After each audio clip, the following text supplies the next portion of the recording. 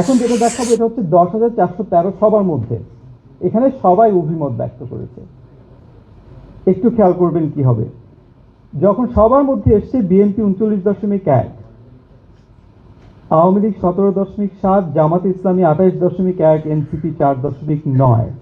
আমাদের কাছে যেটা বিস্ময়ের ব্যাপার ছিল সেটা হচ্ছে এটা প্রায় স্ট্যাটিস্টিক্যালি মেনে যায় 5,673 আমাদের যে ক্যালকুলেশন সেটার উপরে। আমরা কি দেখিয়েছিলাম? বিএনপি 41.3, এখানে দেখেন 39.1 সব ভোটারদের মধ্যে।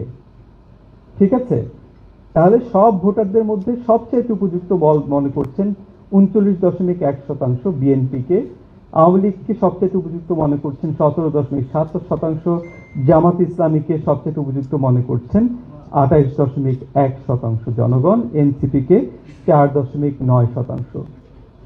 আর লিঙ্গ অনুযায়ী যদি দেখি, আপনার লিঙ্গ অনুযায়ী যেটা দেখছি সেটা হচ্ছে আপনার জামাত ইসলামীর ভোট পুরুষদের মধ্যে কিছুটা বেশি, কিন্তু এমন কোনো পার্থক্য নেই। কিন্তু বিএনপির ক্ষেত্রে নারী পুরুষের মধ্যে বেশ পার্থক্য আছে।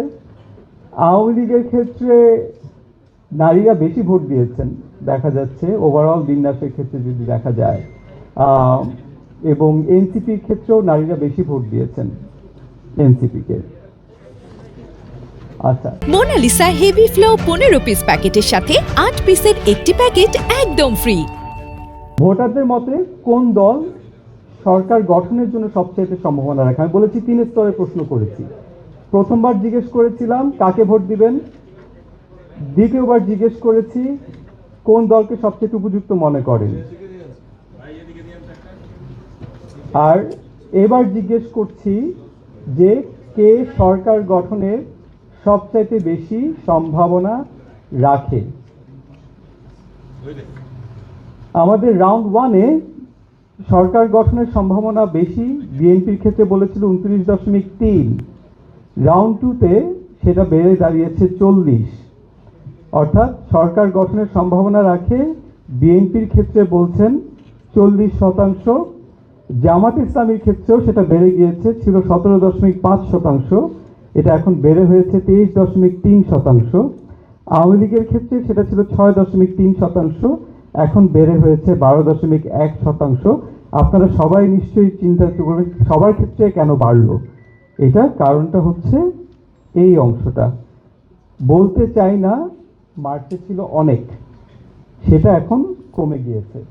যেহেতু বলতে চাই না এই বিষয়টা কমে গিয়েছে, বেশিরভাগই আমাদেরকে বলেছেন, সেই জন্য এই বিন্যাসটা পরিবর্তিত হয়েছে। সবাই বুঝতে পারছি। কিন্তু দেখা যাচ্ছে বিএনপি সরকার গঠন করবে সেই প্রত্যাশা রাখছেন 40% জনগণ, জামাতে ইসলামী সরকার গঠন করবে সেই প্রত্যাশা রাখছে 23.3% জনগণ, আপনার আওয়ামী লীগ সরকার গঠন করবে সেই আপনার সম্ভাবনা দেখছেন 12.1% জনগণ।